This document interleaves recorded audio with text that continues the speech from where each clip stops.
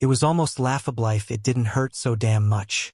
I opened my eyes expecting darkness, emptiness, the cold familiar silence of a life already broken. Instead, I woke to sunlight streaming through a window I hadn't seen in years, and the faint hum of a city that felt like a dream long gone. And then I saw him, Ethan Cole, the man I loved, the man I lost, the man I buried with my own hands in the soil of my regrets. Only he wasn't supposed to be here. He wasn't supposed to be breathing. Yet, there he was, leaning against the doorframe, alive and whole, like time had played some cruel joke on us both. I shot upright, heart pounding like a jackhammer in my chest. My mind a mess of disbelief and rage and something softer that I didn't want to name yet. "You're awake," he said, his voice achingly familiar, slicing through the haze like a warm knife through frozen glass. It wasn't possible. Couldn't be real. But the way his lips curved, the way his eyes held mine, steady and unflinching, told me it was. "What the hell is going on?" I whispered, my throat raw, like I hadn't spoken in years. And maybe, in a way, I hadn't. He shrugged, and it was that same infuriating shrug I'd hated and loved in equal measure. "If I knew, I'd tell you." He paused, a slow breath escaping him as he stepped closer. "But I think we're back, Liam. Back to the beginning." The words didn't make sense at first.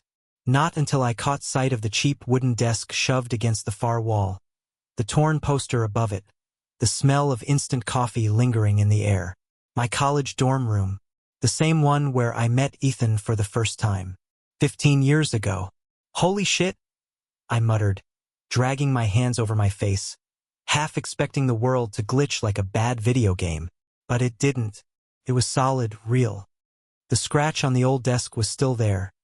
The stain on the carpet still dark and ugly from that party I swore I'd clean up after. I turned to him, my pulse a screaming siren in my ears. "This is, what, some kind of afterlife? A second chance? Are we dead?" Ethan laughed. And God, I had forgotten that sound, deep and rich like the first sip of whiskey on a winter night. "If this is the afterlife, it's a pretty shitty upgrade, don't you think?"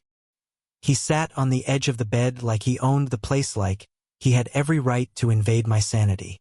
I hated him for that. I hated him for making me want to smile when I should have been panicking. The last time I saw him before all this, I was standing in a sterile hospital room, holding his hand as the machines went flat, my fingers gripping his so hard they turned white, because I thought maybe if I held on tight enough, I could anchor his soul to mine. But death didn't care. It never does. And now here we were, breathing the same air, in bodies that hadn't yet tasted all the bitterness the years had promised us. "Why us?" I asked finally, my voice breaking on the question. He looked at me, and there was something in his Aisa softness that carved me open and left me bleeding in silence. Maybe because we weren't finished. I wanted to tell him he was wrong, that we'd had our chance and burned it to the ground like fools who thought love was fireproof. But the words died on my tongue, because deep down, in the marrow of my bones, I knew he was right. We weren't finished. Not even close. That first day, the real first day, we hated each other. Or at least, I told myself I hated him. He was everything I couldn't stand. Loud, arrogant, beautiful in a way that made people stop and stare. He walked into a room and owned it without even trying. And I was the quiet one, the observer, the guy who stayed in the corner nursing a cheap beer and pretending the world didn't exist. But he noticed me. God, he noticed me. "Do you think we can change it?" I asked, dragging my eyes away from his face because looking too long felt like stepping off a ledge. "Change what?" "Everything." His smile was slow, deliberate, like he was savoring the taste of the idea. "Isn't that the point?" The door banged open then, and for a second, I thought reality had finally come to collect its debt. But it was just Mike, my old roommate, barging in with the same obnoxious grin I remembered too well. He was holding a pizza box and humming off-key, and I swear my soul left my body for a moment because the absurdity of it all was too much. "Dude, you look like you saw a ghost," Mike said, tossing the box on the desk. He gave Ethan a once-over, then smirked. "Who's the pretty boy?"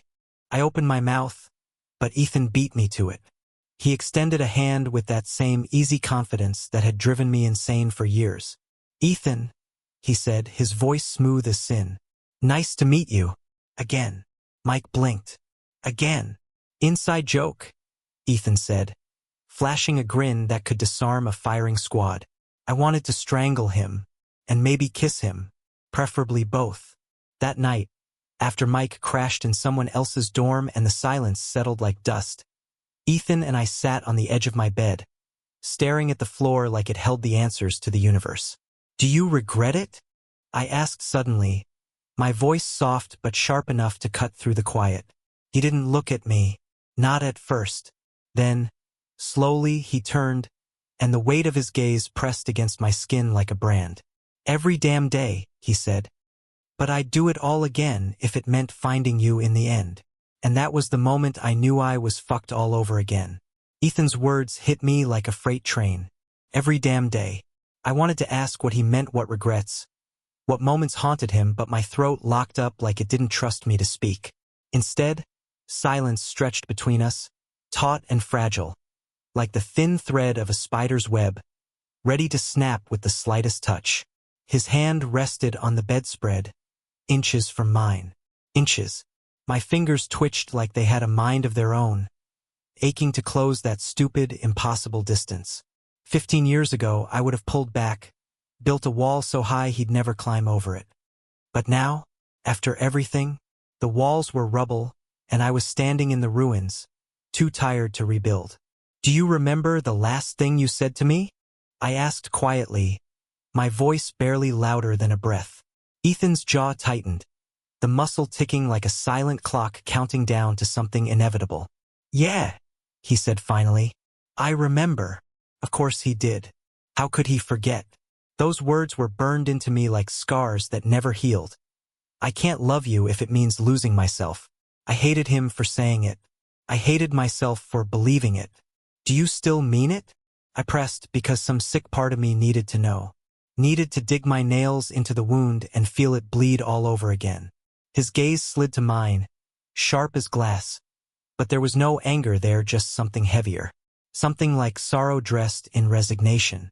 "No," he whispered. "I don't." I didn't know whether to laugh or cry or scream until my lungs tore open. Instead, I did none of those things. I just sat there, the weight of his confession pressing against my chest like an iron fist. The universe had thrown us a curveball, slingshotting us back to square one with a lifetime of heartbreak as baggage. Maybe it was a gift. Maybe it was a punishment. Hell if I knew. "What are we supposed to do, Ethan?" My voice cracked like thin ice. "Pretend we're strangers? Rewrite the same story and hope for a different ending?" He leaned in then, so close I could feel the warmth of his breath against my skin. My heart stuttered, skipped, then roared like it was trying to claw its way out of my chest. "No," he said softly, like the word was a vow. "This time we make it count." I wanted to believe him. God, I did. But belief was dangerous. It made you reckless, made you hope, and hope was a blade disguised as a flower. "You think it's that easy?" I asked, my voice trembling under the weight of everything we'd lost. His lips curved into something that wasn't quite a smile, wasn't quite a smirk. "Nothing about you was ever easy, Liam. But I'm not walking away this time." The conviction in his tone was a punch to the gut. 15 years ago, he walked away. 15 years ago, I watched his back disappear into a crowd, and every step he took was a nail in the coffin of what we had. And now he was here, swearing he wouldn't do it again. I wanted to ask what changed, but deep down I knew. We both knew. Time. Time changes everything, turns mountains to dust, sharp edges to smooth stones. Time had burned us, broken us, and somehow stitched us back together in a way that didn't quite fit but felt stronger than before. "Okay," I said finally, the word tasting foreign on my tongue. "Okay, we try." Ethan's eyes softened, and for the first time since this insanity started, I saw something in them I hadn't seen in years. Light. The kind that warms you from the inside out, even when the world outside is cold and cruel. He reached out then, slow like he was afraid I'd bolt, and his fingers brushed mine, just a whisper of a touch, but enough to send shockwaves ripping through me. My breath hitched, and before I could stop myself, I curled my hand around his, gripping it like a lifeline. His palm was warm, familiar, too damn familiar. And just like that, the years between us collapsed like a house of cards. The next morning, sunlight spilled through the window like molten gold, painting the room in hues that felt too soft for the chaos inside my chest. I woke to the sound of water running in the bathroom, and for a split second, I let myself imagine this was normal, that he'd stayed the night because he wanted to, not because the universe had hit some cosmic reset button. When the door opened, Ethan stepped out, a towel slung low around his hips, droplets of water trailing down his chest like liquid silver. I swallowed hard, my throat dry enough to sandpaper a wall. "Seriously," I muttered, dragging the sheet higher like it was armor. "You couldn't put on clothes first?" He smirked, and that damn Dimpleith one that ruined my life more than once made a cameo. "You've seen it before. That was a lifetime ago," I snapped, even though the heat crawling up my neck betrayed me. "Funny," he said, tossing the towel onto the chair like a careless god. "Feels like yesterday." I hated him. I hated him so much. And by hate, I mean I wanted to shove him against the wall and kiss him until the world burned down around us. We didn't talk about the rules, not that first day, not the second. But unspoken agreements hung in the air like invisible threads. Don't tell anyone the truth. Don't question the why too hard. And don't under any circumstances fall apart. But we were always terrible at following rules. The first time we really touched again, it wasn't planned. It wasn't romantic. It was messy and desperate and so damn human. It happened in the library. Classic, right? Two guys surrounded by silence and dust, pretending to study when all we could think about was the heat simmering between us. I was flipping through a book I didn't care about when Ethan leaned over my shoulder, his breath ghosting against my ear. "You still do that thing," he murmured. "What thing?" My voice cracked because of course it did. "That little crease between your eyebrows when you're concentrating." His finger hovered near my face, not touching, but close enough to make my pulse trip over itself. Always made me want to smooth it out. I turned to glare at him, ready to fire back something biting. But the words died when I saw his eyes, soft, warm, threaded with something that felt too much like longing. And then his hand was on my cheek, callous thumb brushing my skin, and I swear the world tilted on its axis. "Ethan." It was a warning, a plea, a prayer. "Liam," he whispered, like my name was sacred, and then his mouth was on mine. The kiss was a collision, 15 years of pain and love and everything in between crashing together in a storm that left no survivors. His lips were hot, insistent, tasting like memory and promise, and I hated how much I missed this. Hated how good it felt to burn all over again. When we finally broke apart, gasping like we'd surfaced from drowning, I rested my forehead against his, trying to catch my breath and my sanity at the same time. "This is a bad idea," I said, my voice shaking.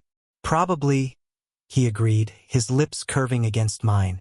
"But when have we ever had good ones?" That night, I lay awake in the dark, staring at the ceiling like it held answers I couldn't find.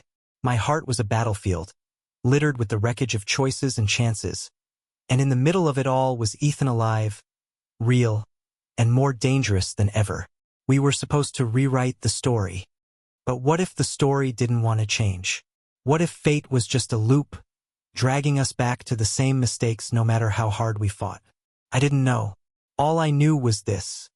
If loving him was a mistake, I was ready to make it again. By the third day, the weight of it all began to settle in a strange, suffocating heaviness that clung to every breath I took. It wasn't just about waking up 15 years in the past. It was about knowing how the story ends. Because I knew. We both did. And yet, as I watched Ethan laugh across the dining hall, his head tilted back, his mouth wide open, the sound ringing like music I'd forgotten, I realized something terrifying. I didn't care. If fate was a noose, I was already sliding it over my neck. "You've been staring at me for 5 minutes, he said later, when the crowd thinned and it was just us at the table. his tone dripping with that infuriating mix of amusement and something softer I couldn't name. 5 minutes is generous, I muttered, tearing my gaze away. My tray was empty, though I couldn't remember eating a damn thing. Ethan smirked, leaning in just enough to make my pulse skip like a scratched record. What's on your mind, Liam? You. Always you. Nothing, I lied, because some habits never die. His hand brushed mine under the table, casual enough to pass as an accident but deliberate enough to set my nerves on fire. My breath stuttered, and he smiled like he knew exactly what he was doing. God, I hated him. And by hate, I mean I wanted to drag him outside and kiss him until the earth split open. That night, we ended up at a party. A real one, packed with bodies and bad decisions and music so loud it rattled your teeth. It smelled like beer and sweat and cheap cologne, and for a second, I wondered how the hell I'd ever survived this chaos the first time around. Ethan thrived in it, of course. He always did, moving through the crowd like a flame licking at dry tinder, people orbiting him without even realizing they were caught in his gravity. He danced with strangers, laughed too loud, tossed me looks across the room like private sparks only I could see, and I hated how much I wanted to burn.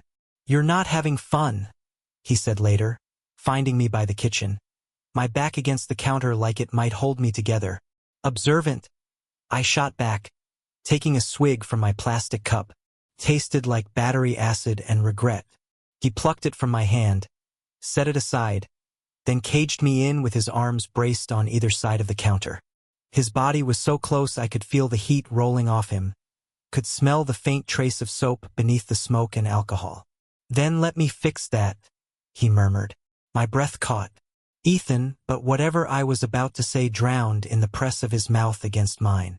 This kiss wasn't like the library. That one had been soft chaos, a whispered confession dressed as an accident. This one was wildfire, desperate, hungry. Years of restraint snapping like brittle bones as his tongue slid against mine, stealing every breath, every thought, until I was nothing but heat and want and the sharp edge of need carving through me. I fisted my hands in his shirt, dragging him closer, hating him and loving him and hating myself for loving him. He tasted like beer and salt and something achingly familiar like home, if home had ever been safe for someone like me. When we finally broke apart, gasping like we'd run a marathon, I pressed my forehead to his and whispered the one truth I couldn't bury anymore. This is going to kill me. He laughed softly, his breath warm against my lips. Then we'll die together. We didn't make it back to the dorm. The night became a blur of dark streets and stolen touches, of whispered names and promises that felt like lifelines, even though we both knew they were lies. His hands on my skin were firebrands, scorching away the years like they never happened, leaving me raw and undone beneath him. I let him. God help me, I let him. Because if this was my second chance, I was going to take every piece of him I could before the world remembered it wasn't ours to keep. Morning light was cruel. It poured through the blinds like a spotlight on all the mistakes scattered across the bed. Clothes in a heap, sheets tangled, my heart pounding a rhythm I didn't recognize anymore. Ethan was sprawled beside me, one arm thrown over his eyes, his chest rising and falling in the steady cadence of someone unbothered by the wreckage they left behind. I stared at him for a long time, memorizing the curve of his jaw, the scatter of freckles on his shoulder, the way his lips parted just slightly as he breathed. 15 years ago, I woke up like this once. Thought it meant forever. I was wrong then, and maybe I was wrong now, but lying there, with his warmth bleeding into mine, I couldn't bring myself to care. The first fight came 2 days later. It started smell an offhand comment about choices and consequences that spiraled faster than I could catch it. You think this is a joke? I snapped, pacing the narrow dorm room like a caged animal. I think you're overthinking it. Ethan shot back, arms crossed, eyes sharp as broken glass. Overthinking. I barked a laugh, bitter enough to burn. We've been here before, Ethan. We know how this ends. You leave. I break. And we spend the rest of our lives pretending we're not bleeding. His jaw clenched, his hands curling into fists at his sides. Maybe it doesn't have to end like that this time. And what makes you so sure? I demanded, Because the last time you swore you'd never walk away, you did. The silence that followed was a blade between us. His eyes flickered just for a second with something that looked like guilt, like pain so deep it could drown you. I didn't want to, he said finally, his voice rough, raw in a way I'd never heard before. But you don't understand, Liam. You never understood. Then make me, I hissed. Make me understand. But he didn't. He just stood there, staring at me like I was both a miracle and a curse, until the weight of everything unsaid crushed us both into silence. That night, I lay awake, listening to his breathing in the bed across the room. It was steady even, but I knew he wasn't sleeping either. We were two ghosts haunting the same space, chained together by a past we couldn't outrun. And for the first time since this madness began, I wondered if the universe hadn't given us a second chance at love. Maybe it had given us a second chance to break each other all over again. Days turned to weeks, and the cracks began to show. Little things at first: a hesitation in his smile, a shadow in his laugh, moments where his gaze drifted like he was somewhere else entirely. I wanted to ignore it, pretend the story was different this time, but I couldn't, because I knew that look. I'd seen it before years ago, when the weight of everything, expectations, fear, the crushing truth of who we were, finally buckled his spine.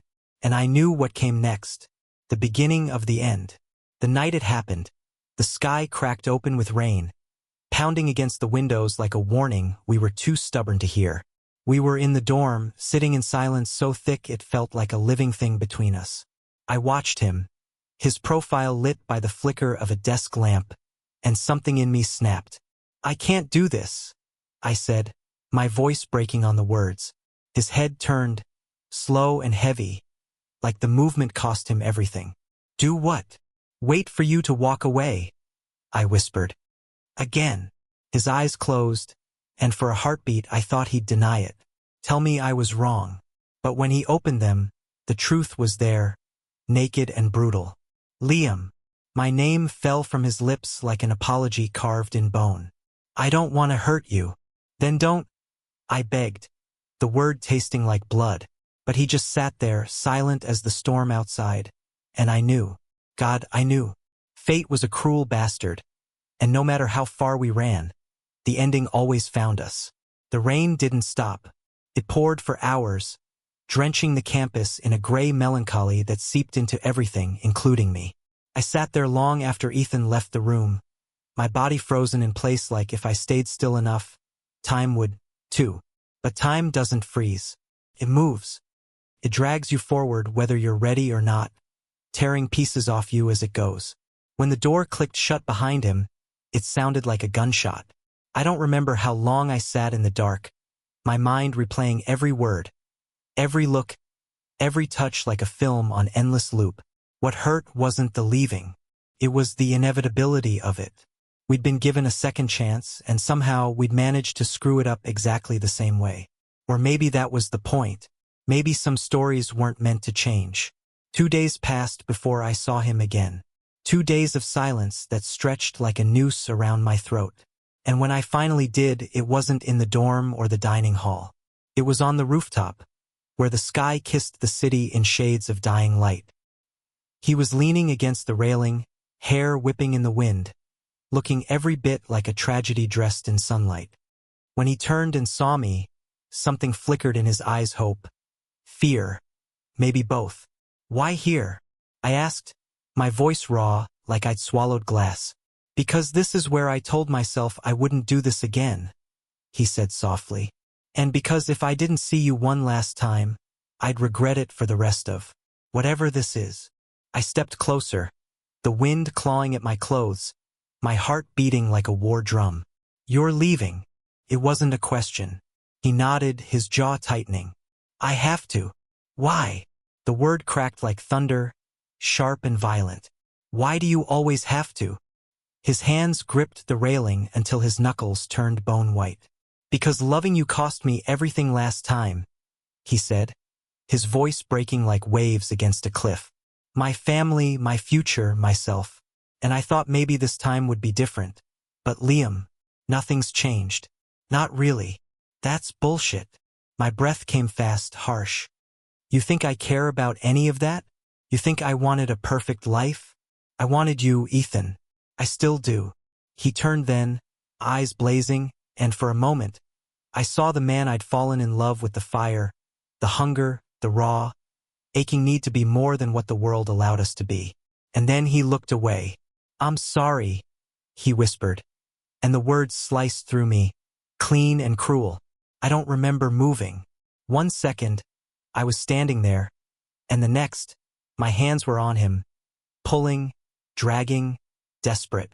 Our mouths crashed together, teeth and tongues and tears, and it wasn't a kiss, it was a battle. A plea. A goodbye disguised as a promise we couldn't keep. When we broke apart, our foreheads pressed together, breath mingling in the cold. I said the only thing left inside me. I love you. His breath hitched, his fingers tightening in my shirt like he wanted to tattoo the shape of me into his skin.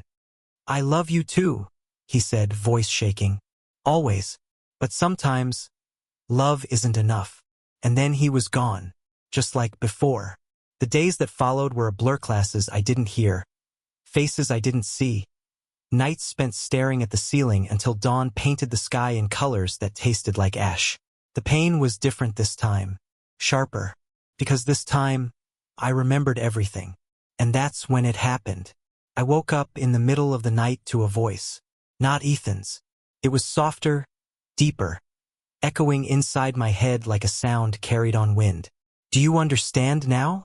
I sat up, heart hammering, eyes darting around the empty room. Who's there?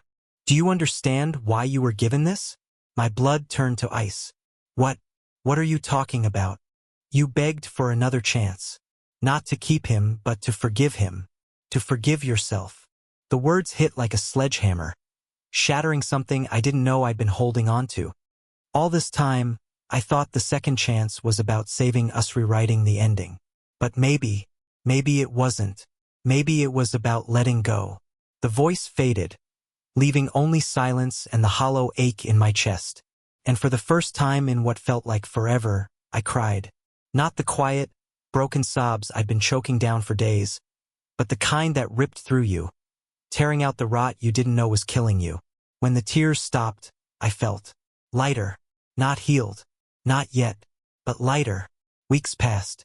I saw Ethan sometimes, from a distance across the quad, in the library, standing in line for coffee. Our eyes met once, and for a moment, the world held its breath. He smiled, small, sad, and I smiled back. We didn't speak. We didn't need to, because some loves aren't meant to last forever. Some loves are meant to teach you how to survive. The day I woke up in my old apartment, the real one, in the real timeline, I knew it was over. The reset had ended. I was back in my own body, my own time, years later, the weight of everything both crushing and gone. I checked my phone out of instinct, half expecting a text that wouldn't come. But there was nothing. No Ethan. No second chances left. Just me. And for the first time, that was enough. I poured coffee, opened the curtains, and watched the city stretch awake beneath a pale morning sky. The ache was still there, but softer now, like an old scar. A reminder of a wound that once defined me but didn't own me anymore. And then my phone buzzed. One message. No name. Just 2 words. Still here. My breath caught, the mug trembling in my hand. I stared at the screen, 1,000 memories crashing like waves, and for a heartbeat, I wondered if it meant what I thought it did. But then I smiled. Small. Quiet. Because maybe love wasn't about forever. Maybe it was about moments. And this moment, this fragile, fleeting now, was enough. Thank you for listening. If you find it interesting, please like and subscribe to follow the next stories.